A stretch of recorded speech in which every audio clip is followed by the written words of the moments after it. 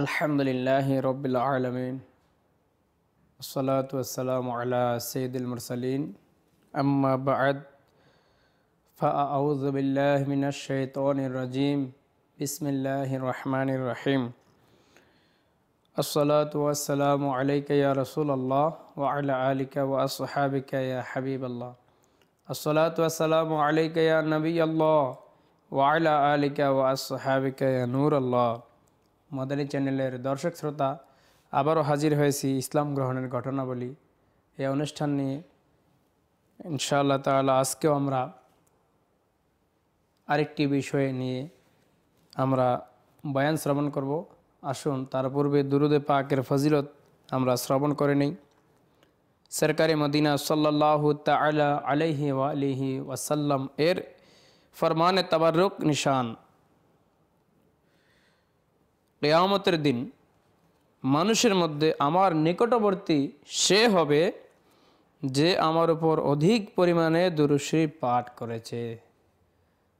সাল্লু আলাল হাবিব সাল্লাল্লাহু তাআলা আলা মুহাম্মদ সাল্লাল্লাহু আলাইহি ওয়াসাল্লাম। প্রিয় ইসলাম ভাইরা, আমরা যদি হুজুর সাল্লাল্লাহু আলাইহি ওয়াসাল্লামের অতি নিকটে থাকতে চাই জান্নাতের মধ্যে, আমাদেরকে বেশি পরিমাণে দরুদে পাক পাঠ করতে হবে। আল্লাহ তাআলা আমাকে এবং আপনাদের সকলকে বেশি বেশি দরুদ শরীফ পাঠ করার তৌফিক দান করুন।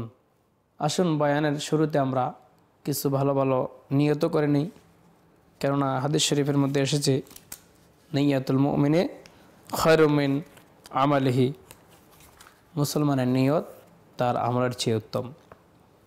আমি নিয়ত করছি আল্লাহ তাআলার সন্তুষ্টি অর্জন, প্রিয় রসুল সাল্লাল্লাহু আলাইহি ওয়াসাল্লামের সন্তুষ্টি অর্জনের জন্য, ইলমে দ্বীন অর্জনের নিয়তে এবং বেশি সওয়াব অর্জনের প্রত্যাশায় বয়ান করব এবং আপনারাও শোনার নিয়ত করে নিন ইনশাআল্লাহ তাআলা। তো আজকে আমরা একটি গুরুত্বপূর্ণ বিষয় আমরা শ্রবণ করব। যেহেতু ইসলাম গ্রহণের ঘটনাবলী, এই সিলসিলাতে আমরা প্রত্যেক দিন এক একজন ব্যক্তির এক এক রকমের ইসলাম গ্রহণের ইতিহাস ঘটনা আমরা শ্রবণ করে থাকি। আজকে আমরা দাওয়াত ইসলামের আলহামদুলিল্লাহ আজ্জা ওয়া জাল এই মাদানী মহলের বরকতে ইসলাম গ্রহণের কিছু ঝলক আমরা শুনব। দাওয়াত ইসলামী আলহামদুলিল্লাহ আজ্জা ওয়া জাল এমন সংগঠন যেটা নিজে মানুষকে নেকির দাওয়াত দিয়ে থাকেন, নিজেও নেক আমল করার, অন্যকে নেকির প্রতি উৎসাহিত করে থাকেন। কিবলা শাইখে তরিকত আমির আহলে সুন্নাত দাওয়াত বারাকাতুহুমুল আলিয়া এর লিখিত কিতাব ইহতিরামে মুসলিম। এই ইহতিরামে মুসলিম অর্থাৎ মুসলমানদেরকে সম্মান,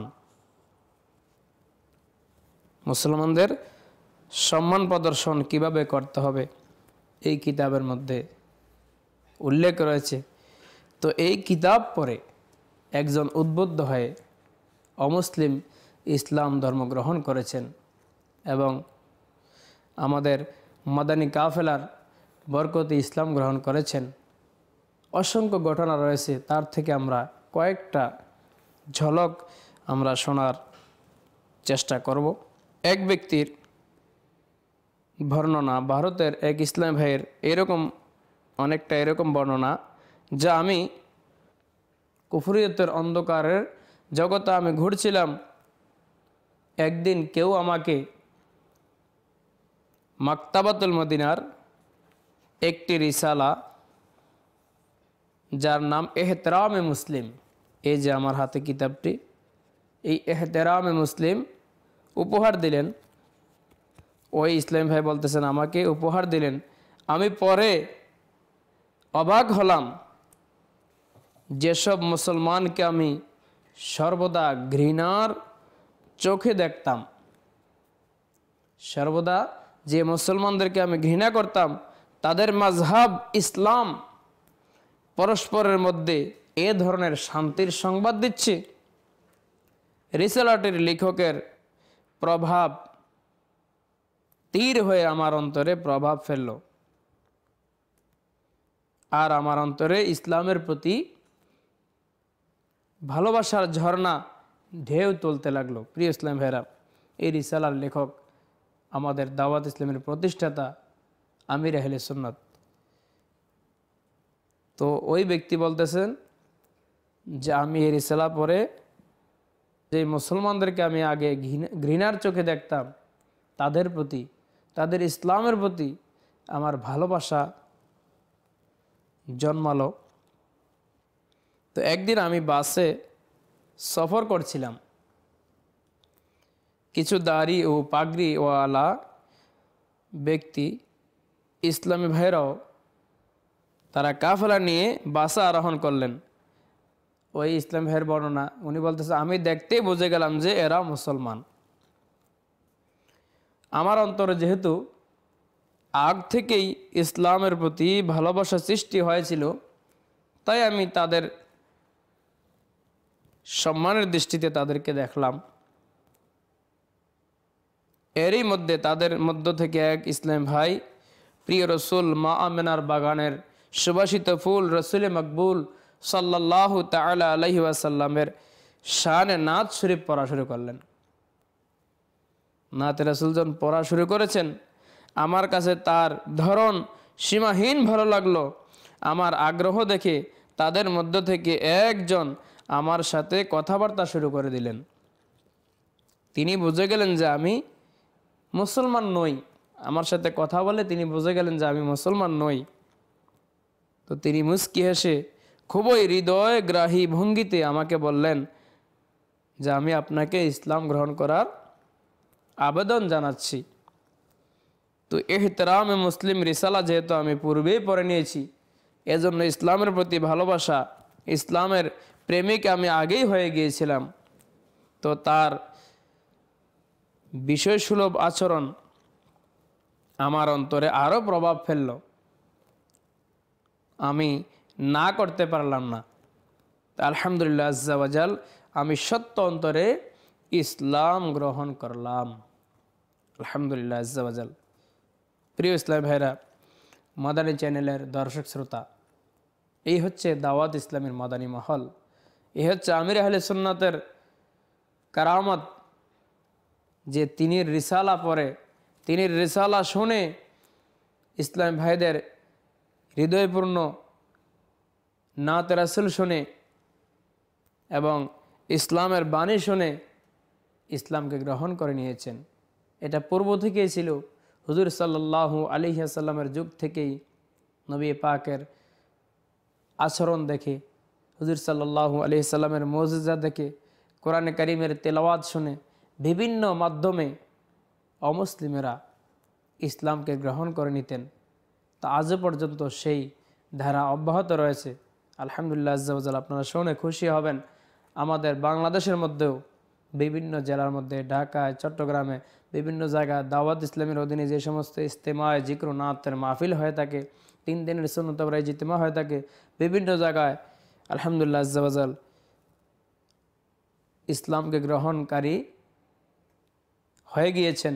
অমুসলিমরা এসে নিজ থেকে ইসলাম গ্রহণ করে নেন। ইসলামের মধ্যে জবরদস্তি নেই।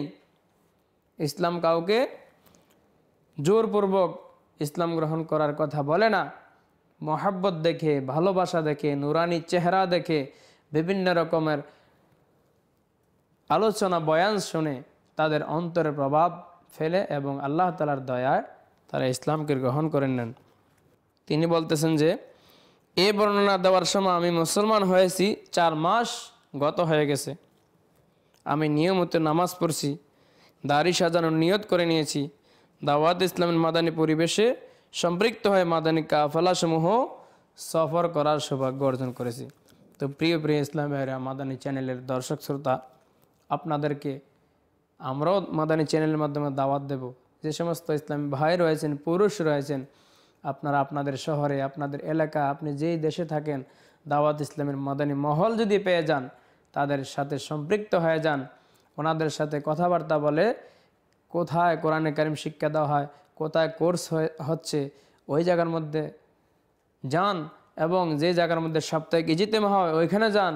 ইনশাআল্লাহ তাআলা ইলমে দ্বীনের খাজানা আপনার নসিব হয়ে যাবে। আল্লাহ তাআলা আমাদেরকে ইসলাম যে সুন্দর ধর্ম, এই সুন্দর ধর্মকে আমরা সৌন্দর্যমণ্ডিত, নিজের জীবনকে সৌন্দর্যমণ্ডিত করার জন্য ইসলামকে আমরা প্রাধান্য দেই। আমাদের দুনিয়াবি কাজকর্মকে এক পাশে রেখে আমরা আগে ইসলামের বিধানকে আমরা মানি। যেমন আমাদের কাজ কর্ম, ব্যবসা বাণিজ্য অনেক কিছু রয়েছে। আমরা অনেকে এরকম রয়েছি যে নামাজ যখন আমাদের সামনে চলে আসে, নামাজের ওয়াক্ত, আমরা দুনিয়াবি কাজের বাহানা দেখিয়ে আমরা নামাজকে কাজা করে ফেলি। না না প্রিয় ইসলাম ভাইরা, যেহেতু আমি মুসলমান দাবিদার, আমাকে ইসলামের বাণীকে আগে মানতে হবে, আল্লাহ রাসূলের বিধানকে আগে গ্রহণ করতে হবে। তো এমনিভাবে মাদানী মহলের বরকত আরও রয়েছে। এক মাদানী কাফেলা একটি দেশের মধ্যে এক এলাকায় গিয়ে পৌঁছল। সেখানে এক অমুসলিম মাদানী কাফেলা দেখে জিজ্ঞাসা করলেন, আপনারা কি মুসলমান? যে দেশের মধ্যে কাফেলা গিয়েছেন আমাদের, তো ওনাদেরকে দেখে বলতেছে, আপনারা কি মুসলমান? তো মাদানী কাফেলাওয়ালা যারা ছিলেন তারা বলেন, হ্যাঁ আলহামদুলিল্লাহ আজ্জা ওয়াজাল, আমরা মুসলমান। তো তিনি জিজ্ঞাসা করলেন, মাথায় এটা কি বেঁধেছেন, মাথায় কি বেঁধে রেখেছেন? তো জবাব দিলেন, এটা হচ্ছে ইমামা, অর্থাৎ পাগড়ি শরীফ, যা আমাদের প্রিয় নবী সাল্লাল্লাহু আলাইহি ওয়াসাল্লামের সুন্নাত। এভাবে তিনি দাড়ি শরীফ সম্পর্কে প্রশ্ন করলেন, জবাব পেলেন, এটাও আমাদের প্রিয় নবী সাল্লাল্লাহু আলাইহি ওয়াসাল্লামের প্রিয় সুন্নত। তো আমি ইসলাম সম্পর্কে, সে বলতেছে ওই অমুসলিম, তিনি বলতেছেন যে আমি ইসলাম সম্পর্কে বইপত্রে পড়েছি কিন্তু চোখে দেখিনি। আজ প্রথমবার ইসলামের কার্যবিধি বাস্তব প্রতিচ্ছবি দেখলাম, যা হৃদয়কে সীমাহীন প্রভাবিত করেছে। দয়া করে আমাকে কালেমা পড়িয়ে মুসলমান করে দিন। সুবহানাল্লাহ। প্রিয় ইসলাম ভাইরা, মাদানী চ্যানেলের দর্শক শ্রোতা, এই হচ্ছে দাওয়াত ইসলামের খিদমত। আলহামদুলিল্লাহ আজ্জা ওয়াজাল, যেই দেশে যায়, যে জায়গার মধ্যে যায়, মানুষ জড়ো হয়ে যায়, ইসলামের কথাবার্তাগুলো শুনে নেন, রাসূল কারীমের আদর্শ কি রয়েছে সেটা শুনেন, কোরআনে কারীমের মধ্যে কি রয়েছে, আল্লাহ তাআলার কোরআনে কারীমের মধ্যে কি এরশাদ করেছেন, সেই কোরআনে কারীমের বাণী শোনেন। এভাবে সারা বিশ্বের প্রায় 200 দেশের উপরে দাওয়াত ইসলামের ঝান্ডা পৌঁছে গিয়েছে। আলহামদুলিল্লাহ আজ্জা ওয়াজাল, এটা আল্লাহ তাআলার দয়া, রাসূল সরকার সাল্লাল্লাহু আলাইহি ওয়াসাল্লামের বদান্যতায়, আমির আহলে সুন্নতের উসিলায় হচ্ছে। তো আলহামদুলিল্লাহ আজ্জা ওয়াজাল, এই দাওয়াত ইসলামের এই কাফেলা দেখে, মুসলমানদের এই ড্রেস দেখে, লেবাস দেখে, তো উনি বললেন যে আমি তো মুসলমানের নাম শুনেছি, কিতাবে পড়েছি, কিন্তু কখনো দেখিনি, আজকে তো ইসলামের বাস্তব প্রতিচ্ছবি আমি দেখতে পেলাম।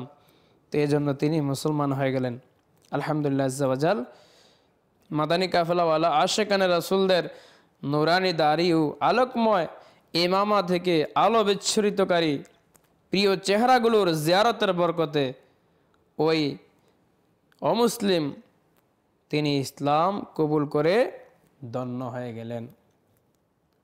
আজ মুসলমানদের জীবনযাপনের ধরন সীমাহীন আমাদের খারাপ হতে চলেছে।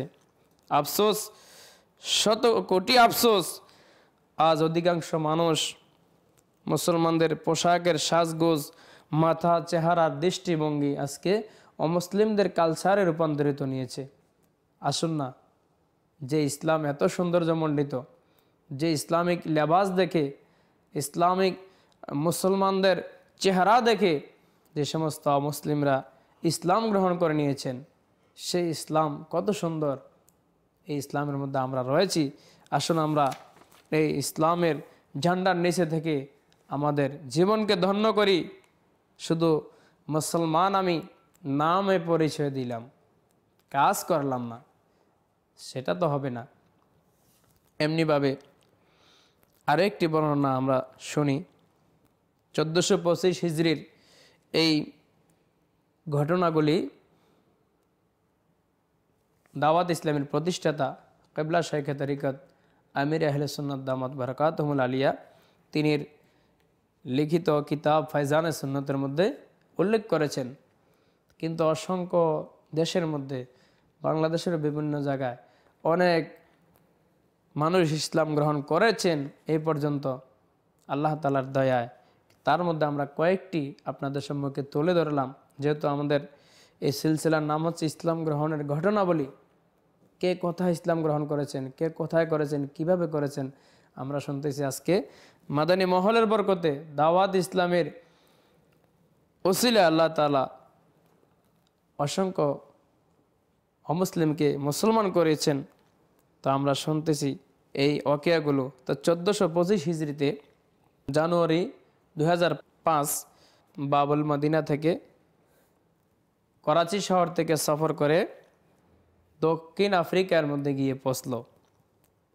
এরই মধ্যে সেখানে দাওয়াত ইসলামের মাদানী মার্কাজ ফাইজানে মদিনা তৈরি করার জন্য জায়গা দেখতে এই কাফেলা এক জায়গায় গেল। অর্থাৎ আমাদের নিগরানি শুরা হাজি মৌলানা ইমরান আত্তারি দামাত বরকাতুহুল আলিয়া, উনি সহকারে আরও কিছু শুরাগণ দাওয়াত ইসলামের ভাষায়, ওনার সাথে কিছু ইসলাম ভাই যখন সফর করলেন মাদায় ফয়জানে মদিনা নির্মাণের জন্য, ওই দক্ষিণ আফ্রিকার মধ্যে যখন একটি জায়গা দেখার জন্য গেলেন, সেখানে পূর্ব থেকেই উপস্থিত ইসলামী ভাইরা মাদানী কাফেলাকে উৎসাহ উদ্দীপনা সহকারে স্বাগত জানালেন। অর্থাৎ আমাদের কাফেলাসমূহ যেই শহরের মধ্যে গিয়ে অবস্থান করে, সেখান থেকে আগেই ইসলামী ভাইরা রেডি থাকেন তাদেরকে রিসিভ করার জন্য। তো এভাবে ওনারাও রিসিভ করেছেন। কিন্তু ওই জায়গার মালিক যিনি ছিলেন অমুসলিম, যে জায়গার মধ্যে ফায়জানে মদিনা হবে দেখতে গেলেন, তিনি ছিলেন অমুসলিম। ইমামা অর্থাৎ পাগড়ি শরীফ, দাড়ি সম্পন্ন, উজ্জ্বল আলো বিচ্ছুরিত চেহারাদারি আশিকানা রাসূলের আলো ও আল্লাহ তাআলার ভাবাবেগপূর্ণ আওয়াজে মত্ত হয়ে গেলেন। বেকুল হয়ে সামনে এসে নিগরানে শুরাকে বলতে লাগলেন যে আমাকে মুসলমান করে দিন। সুবহানাল্লাহ। তো তাকে সাথে সাথে তওবা করিয়ে কালেমা শরীফ পড়িয়ে মুসলমান করে নেওয়া হলো। প্রিয় ইসলামী ভাইরা, মাদানী চ্যানেলের দর্শক শ্রোতা, তো ইসলামী ভাইরা যারা ছিল কাছে, তাদের খুশির আর সীমা রইল না। আল্লাহর সুমধুর গুঞ্জনে আকাশ বাতাস প্রকম্পিত হয়ে উঠল। আল্লাহ তাআলার জিকির করা শুরু করলেন, শুকরিয়া আদায় করলেন ওনারা। তো প্রিয় ইসলামের এখানে যে জিনিসটি ওই ইসলামী ভাইয়ের অন্তরের মধ্যে দাগ কেটেছে, সেটা হচ্ছে নুরানি চেহারা, পাগড়ি, দাড়ি, অর্থাৎ রসুল করিম সাল্লাল্লাহু আলাইহি ওয়াসাল্লামের সুন্নতের উপর শরীয়তের পাবন্দি যারা করবে, পাবন্দি যারা হবে, যারা শরীয়তকে মেনে নেবে, আমল আখলাক করবে, যদিও চামড়া তার কালো হয়, কিন্তু আল্লাহ তাআলার পক্ষ থেকে একটা ঈমানের নূর তার চেহারার মধ্যে প্রস্ফুটিত হয়। তো ঈমানের নূর, নেক আমলের নূর প্রত্যেক মুসলমান নেককারের মধ্যে একটা ভেসে থাকে।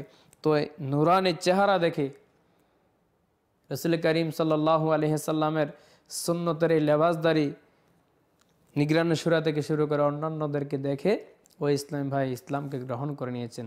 তো এভাবেই ইসলামকে গ্রহণ করে নিচ্ছেন বিভিন্ন দেশের মানুষগণ। তো এটা ছিল দাওয়াত ইসলামের মাদানী মহলের বরকত, আল্লাহ তাআলার দয়া। তো মুসলমানদের সম্মান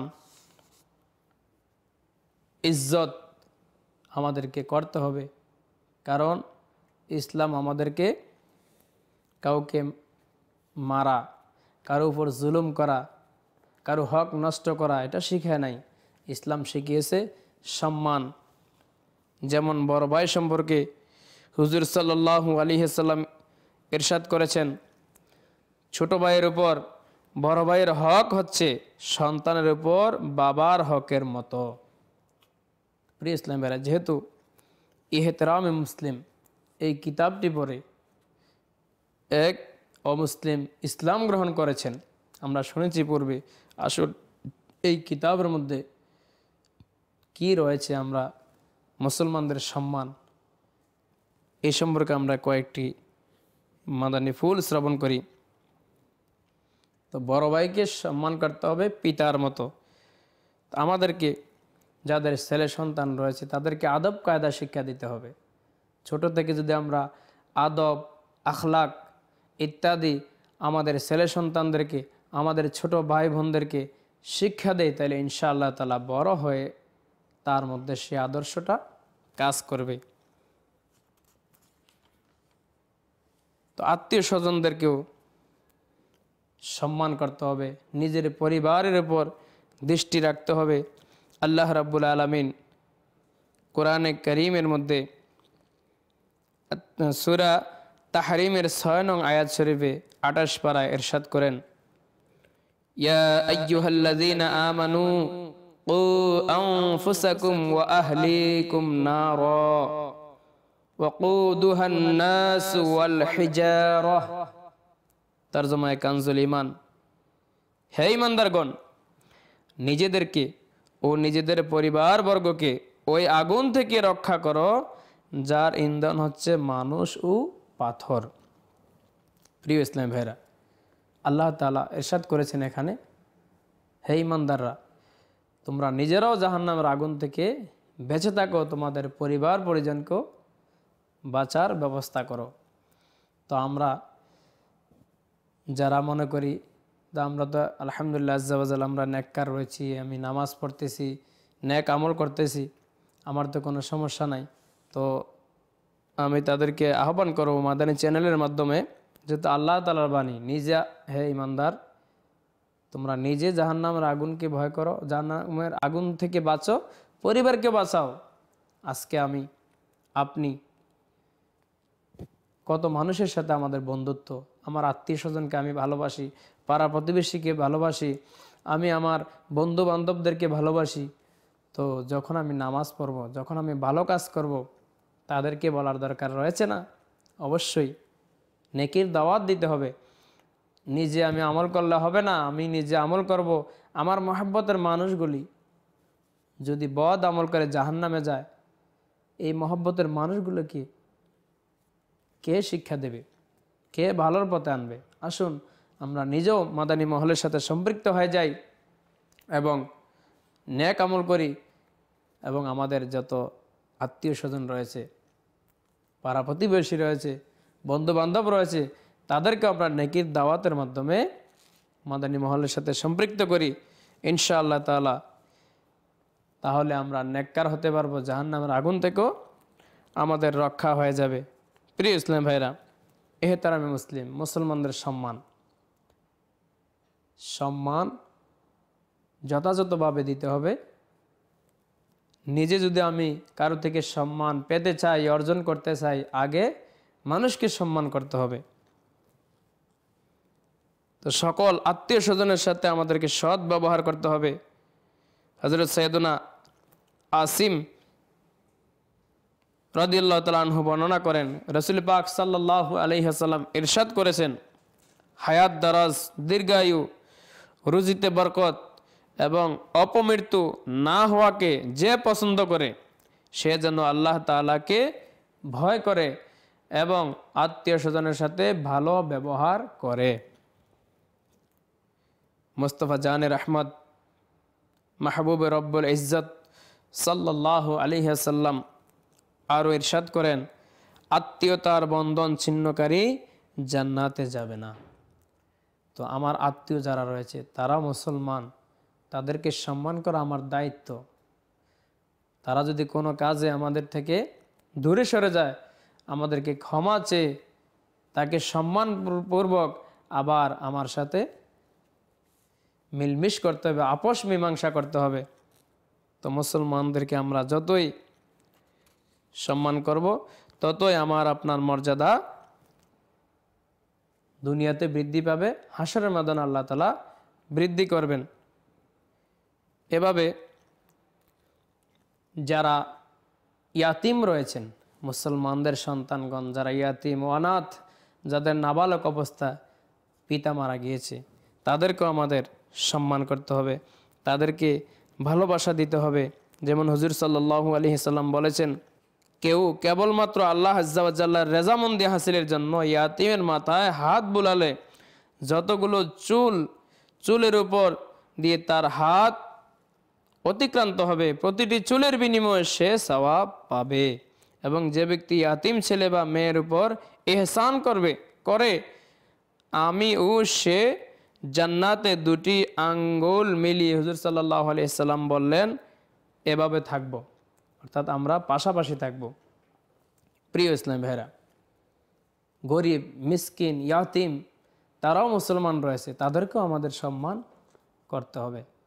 আর এই সম্মানের কথাগুলি, মুসলমানকে কিভাবে সম্মান করব, স্ত্রী স্বামীর সাথে কীরকম ব্যবহার করবে, মা বাবা সাথে সন্তানগণ কী আচরণ করবে, বড় ভাইয়ের প্রতি ছোট ভাইয়ের কী হক অধিকার রয়েছে, বিভিন্ন রকমের ওয়াকিয়া নিয়ে সাজানো এই কিতাব এহতেরামে মুসলিম।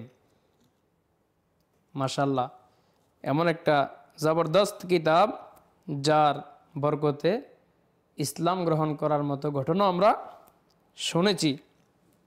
তো আল্লাহ তাআলা আমরা যারা এতক্ষণ পর্যন্ত বয়ান শ্রবণ করেছি, নিজের জীবনকে আমরা যাতে সে অনুযায়ী আমাদের গড়ে নিয়ে যেতে পারি, এই দোয়া আল্লাহ তাআলার কাছে করতে হবে।